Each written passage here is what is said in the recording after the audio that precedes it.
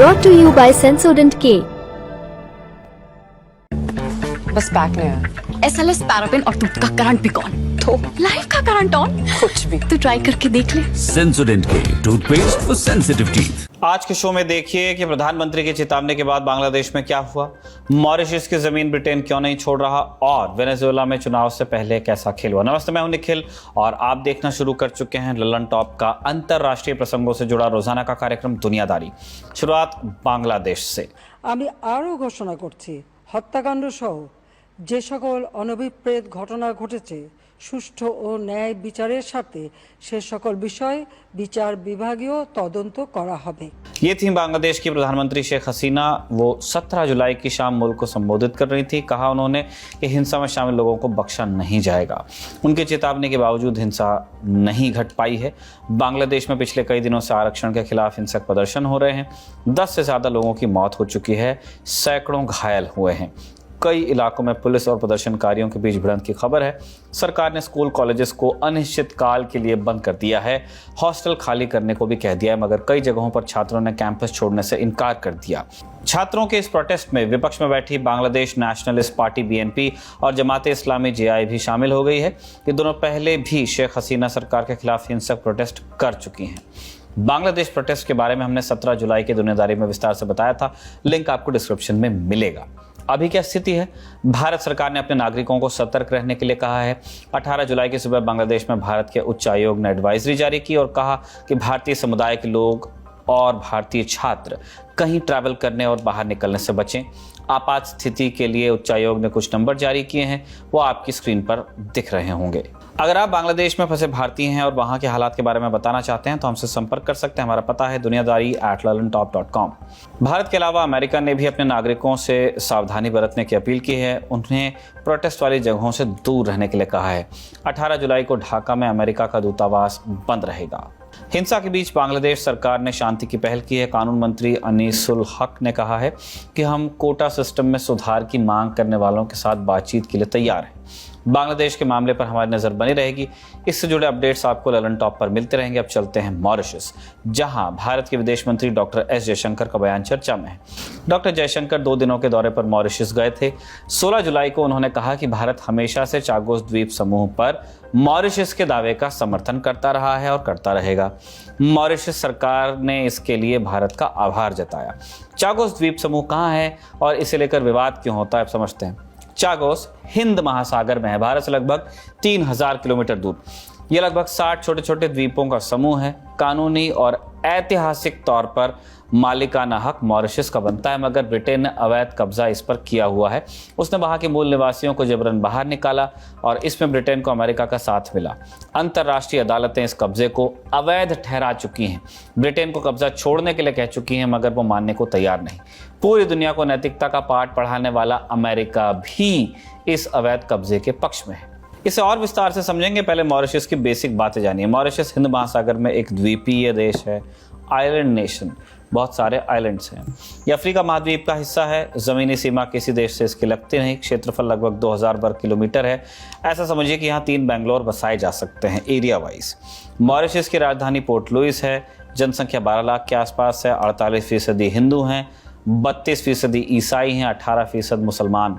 2022 के आंकड़ों के मुताबिक मॉरिशस के 67% लोग हिंदुस्तानी मूल के हैं। मॉरिशस में संसदीय लोकतंत्र है। हेड ऑफ द गवर्नमेंट होते हैं प्रधानमंत्री। असली ताकत उन्हीं के हाथ में होती है, जबकि राष्ट्रपति हेड ऑफ द स्टेट होते हैं। इस समय प्रविंद जुगन्नाथ देश के प्रधानमंत्री हैं। राष्ट्रपति पृथ्वीराज सिंह रूपन हैं। अब मॉरिशस का इतिहास समझिए। 10वीं सदी में अफ्रीका और अरब से लोग यहाँ पहुंचे, मगर स्थायी तौर पर नहीं बसे। फिर 1510 में पुर्तगाली खोजी पेद्रो मैस्केनहास की एंट्री होती है, मगर उनका भी रुकने का इरादा नहीं था। उन्होंने भी अपनी कॉलोनी नहीं बसाई। पुर्तगालियों के जाने के बाद 1598 में डच आते हैं। उन्होंने अपने राजा प्रिंस मॉरिस के नाम पर उस जगह का नाम रखा मॉरिशस। पहला उपनिवेश डचों का ही था, मगर वो लंबे समय तक नहीं टिक सके। 1710 तक उन्हें अपना बोरिया बिस्तर समेटना पड़ा। फिर 1715 का साल आया। फ्रेंच ईस्ट इंडिया कंपनी ने मॉरिशस का कंट्रोल अपने हाथ में लिया। उसने चीनी बनाने के लिए फैक्ट्रीज खोली। अफ्रीकी देशों से गुलाम मॉरिशस भेजे गए। अब इस सारी चीज से फ्रांस को मोटा मुनाफा हुआ। 1789 में फ्रांस में क्रांति हो गई। 5 बरस बाद फ्रांस के उपनिवेशों में दास प्रथा को खत्म कर दिया गया। इस समय तक फ्रांस घरेलू और बाहरी लड़ाइयों में घिर चुका था, उसके लिए शासन चलाना मुश्किल होने लगा था। दास प्रथा कह देते हैं, गुलाम कह देते हैं, इसको कहना चाहिए ह्यूमन ट्रैफिकिंग। लोगों को लगभग अबडक करके ही वहां लाया जाता था, बंदूक की नोक पे काम करवाया जाता था। 1810 में मॉरिशस पर ब्रिटेन का हमला हुआ, उसने फ्रांस को हराया। 4 बरस बाद पेरिस की संधि होती है और इसके तहत फ्रांस बाहर निकलता है। मॉरिशस पर ब्रिटेन का कब्जा होता है, उसका कंट्रोल 1968 तक रहा। फिर मॉरिशस आज़ाद हुआ। शिवसागर राम गुलाम आज़ाद मॉरिशस के पहले प्रधानमंत्री बने। ये हुई आज़ादी की कहानी। चागोस आइलैंड वाला विवाद कैसे हुआ? इसकी कहानी शुरू होती है मॉरिशस की आज़ादी के 2 साल पहले से। जैसा हमने शुरू में बताया, चागोस आइलैंड मॉरिशस का हिस्सा थे। ब्रिटेन ने मॉरिशस को आज़ाद करने से पहले ही इस पर कब्जे का प्लान बनाया। कोल्ड वॉर का दौर था, स्वेज नहर से पश्चिमी देशों का कंट्रोल खत्म हो गया था, मिडिल ईस्ट में सोवियत संघ का प्रभाव बढ़ रहा था और उस दौर में अमेरिका को एक ऐसे बेस की ज़रूरत थी जहां लोग कम हो और वहां से दुश्मन पर नज़र रखी जा सके। चागोस इसके लिए मुफीद था। यह तय हुआ कि ज़मीन हथियाने और लोगों को बसाने का काम ब्रिटेन करेगा, जबकि वहां मिलिट्री बेस बनाने का खर्च यूएस उठाएगा। देखिए कितना बढ़िया सेटिंग है। इसके बाद एक साजिश का, षड्यंत्र का चक्र शुरू होता है। 1965 में उसने चागोस को मॉरिशस से अलग घोषित कर दिया। ब्रिटेन ने स्थानीय प्रतिनिधियों को यह मानने के लिए दबाव में लाया गया।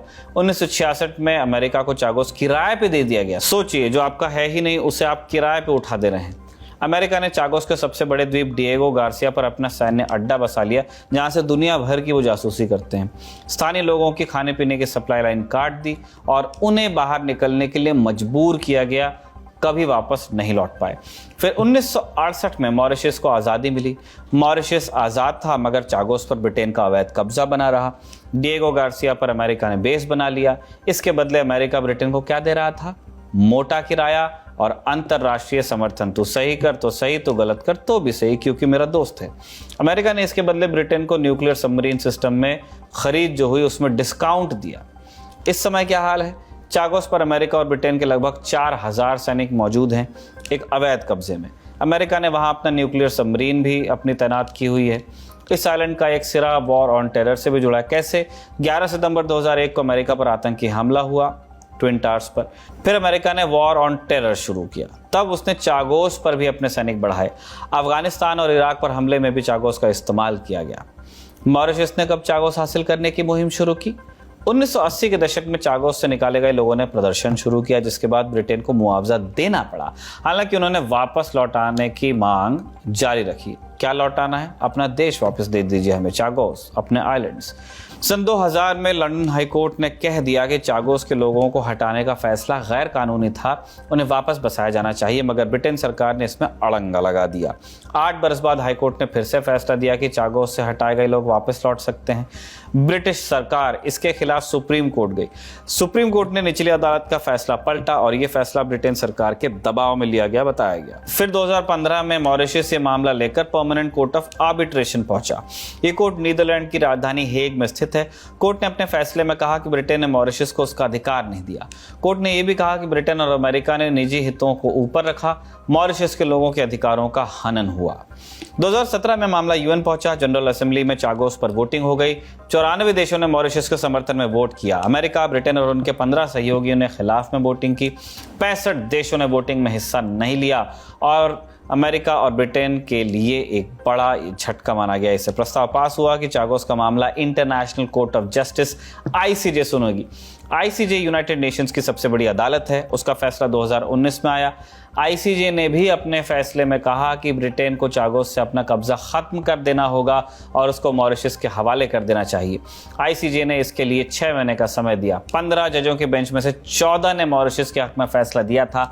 मात्र 1 जज इस फैसले के खिलाफ थे और वो अमेरिकी थे। खैर, ब्रिटेन ने हमेशा की तरह आईसीजे का फैसला मानने से भी इनकार कर दिया। ये इनका बढ़िया है। अगर पुतिन कोई कानून तोड़ देंगे तो इनके अरेस्ट वारंट निकाल देंगे ये लोग, लेकिन ये कितने भी कोर्ट के फैसले फ्लाउट कर सकते हैं। ब्रिटेन ने तर्क दिया कि चागोस का मिलिट्री बेस ब्रिटेन और पूरी दुनिया के लोगों को आतंकवाद और समुद्री लुटेरों से बचाने के लिए जरूरी है। जब तक इसकी जरूरत बनी रहेगी, हम चागोस को मॉरिशस के हवाले नहीं करेंगे।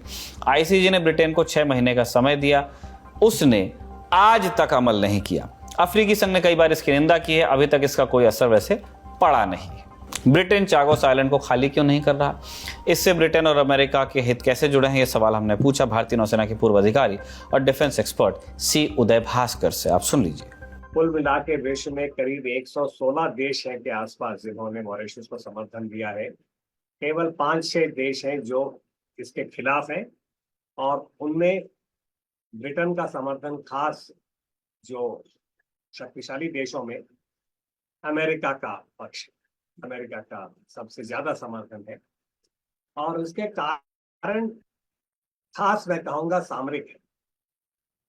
अगर आप वहां का जो भूगोल है, मैप या नक्शा आप देखेंगे तो अंदाजा होगा कि जहां तक हिंद महासागर की बात जब होती है, रीजो गार्सिया एक छोटा सा द्वीप है, चागोस आर्किपेलागो का एक हिस्सा है, एक छोटा सा द्वीप है। परंतु जब अमेरिका ने मॉरिशस को आजादी दिया था, 1968 की बात है, उन्होंने चागोस आर्किपेलागो को निकाल के एक British administered Indian ocean territory बना दिया, जिसको BIOT कहते हैं। और तुरंत कुछ सालों के बाद, जबकि शीत युद्ध का एक खास पहल था, ग्रेट ब्रिटेन ने अमेरिका को ये रीजो गार्सिया आइलैंड जो है एक प्रकार से उन्होंने ट्रांसफर कर दिया था। और वहां पे शीत युद्ध के समय पे अमेरिका ने का एक इंफ्रास्ट्रक्चर बनाया है रीजो गार्सिया के द्वीप में, और वहां पे उन्होंने खास अपने नौसेना के लिए और निगरानी के लिए, सर्वेलेंस के लिए काफी बड़ा इंफ्रास्ट्रक्चर बनाया है। और शीत युद्ध के समय पे सन 70 की बात है, उस दशक में, जबकि पूरा मिस्र और दक्षिणी एशिया में तेल की वजह से, हाइड्रोकार्बन की वजह से उस पूरे इलाके का जो सामरिक अहमियत है वो कई वर्गों से बढ़ गया था। साथ साथ उसी समय पे भूतपूर्व सोवियत यूनियन ने अफगानिस्तान के अंदर आक्रमण किया था। संक्षेप में, अमेरिका के लिए हिंद महासागर एक खास थिएटर या क्षेत्र बन गया था सामरिक और सुरक्षा के दृष्टिकोण से, और उसमें रीजो गार्सिया का एक खास भूमिका थी। भारत चागोस आइलैंड मसले पर मॉरिशस का समर्थन क्यों करता है? क्या इसका असर भारत के ब्रिटेन और यूएस के साथ संबंधों पर भी पड़ सकता है? कई सालों से भारत के लिए ये काफी बड़ा दुविधा है, क्योंकि एक प्रकार से भारत जो है राजनीतिक और मैं कहूँगा एक प्रकार से जो पॉलिटिकल और एथिकल जो स्टैंड की बात होती है विश्व में, भारत इस वक्त ग्लोबल साउथ का एक लीडरशिप रोल हमने निभाया है। और ऐतिहासिक रूप से भारत जो है एक एंटी कॉलोनियल पोजीशन हमने है। आजादी के बाद पंडित नेहरू जब प्रधानमंत्री से, तब से लेके आज तक भारत ने अफ्रीका और बाकी एशिया के देशों में कॉलोनाइजेशन को खत्म करने के लिए हमने बहुत आवाज उठाया है। तो उस परिप्रेक्ष्य में अभी भी भारत जो है ग्लोबल साउथ का लीडर माना जाता है। हिंद महासागर के द्वीप जो है ये बहुत ही अभी खास हो गए हैं और उसमें रीजो गार्सिया का भूमिका है। और भारत के लिए ये सोचना है कि अमेरिका के साथ हमारे जो संबंध, हमारे जो सामरिक इस वक्त जिस प्रकार से रिश्ता बढ़ रहा है, उसमें चीन का भी एक मैं कहूँगा पहलू है, इसके ऊपर क्या असर होगा। तो इसलिए ये जो है ये केवल इंडिया मॉरिशस की द्विपक्षीय बात नहीं है, ये एक क्षेत्रीय मामला भी है, अंतर्राष्ट्रीय मामला भी है, और भारत के खास जो बहुत ही अहम सामरिक जो हित है उनके ऊपर इसका असर होगा।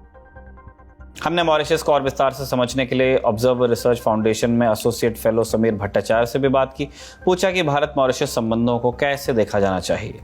हमने उनसे ये भी जाना कि मॉरिशस भारत के लिए क्यों जरूरी है। इंडिया और मॉरिशस का जो अभी जो चल रहा है उसके हिसाब से हमें विचार नहीं करना चाहिए। इंडिया और मॉरिशस का रिलेशनशिप जो है वो it goes back to centuries. 100 साल पहले, मतलब जब ब्रिटिश लोग 1800 शताब्दी में ब्रिटिश लोगों ने इंडियन इंडेंचर्ड लेबर्स, मतलब कि जो कॉन्ट्रैक्ट में जो लेबर्स होते, बहुत सारे इंडियन कॉन्ट्रैक्ट्स लेबर को लेके मॉरिशस में लेके गए थे, उधर वो गन्ने शुगर केन प्लांटेशन के लिए, और बहुत सारे इंडियंस उधर रह गए थे।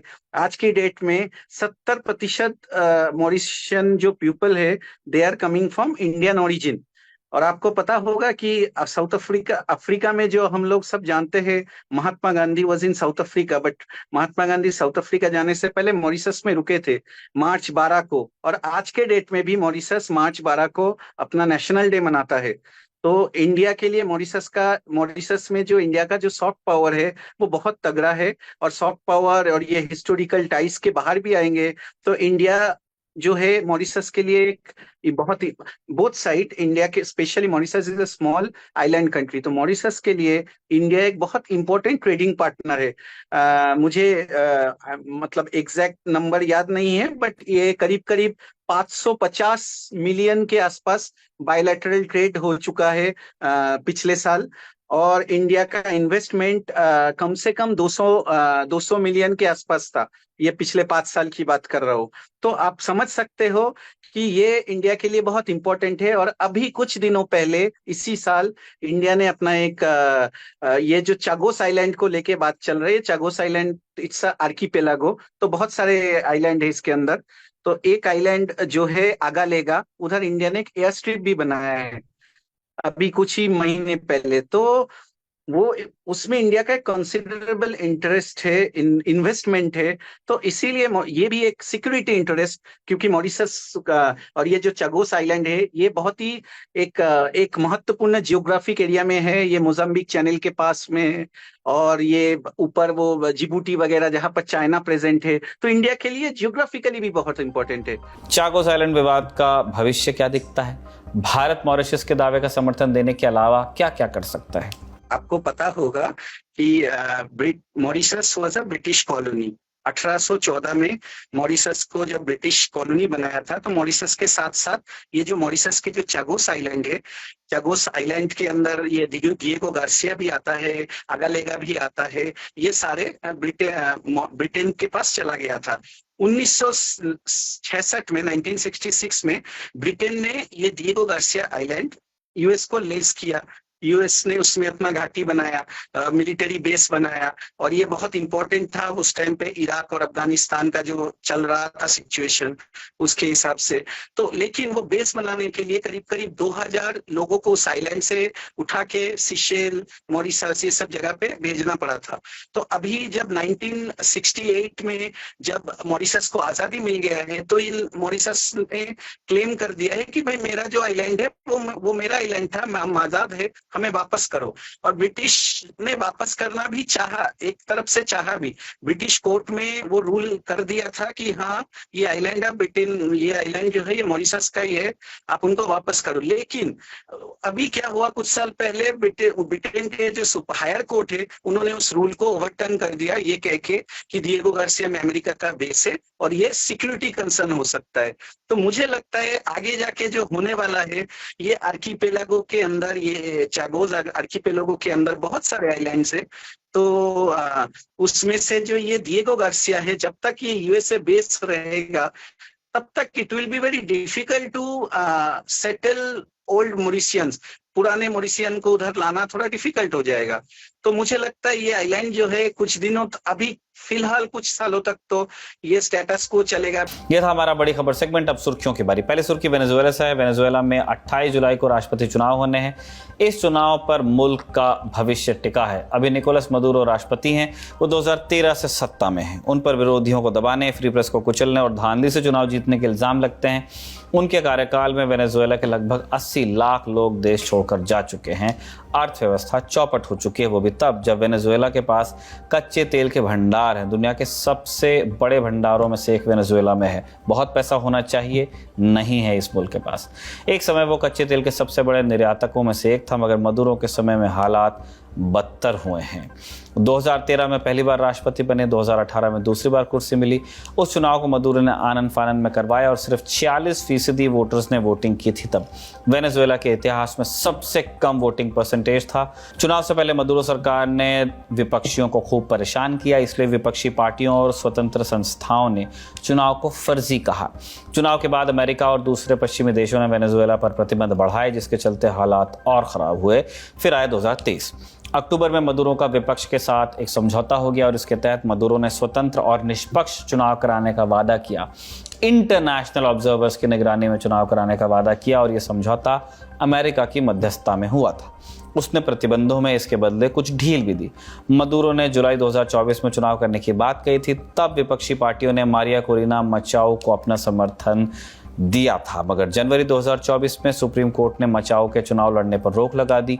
उन पर फर्जीवाड़े, टैक्स नियमों के उल्लंघन और अमेरिकी प्रतिबंधों का समर्थन करने का इल्जाम था। सुप्रीम कोर्ट पर मदुरो सरकार का नियंत्रण है, इसलिए इस फैसले को उनकी साजिश माना गया।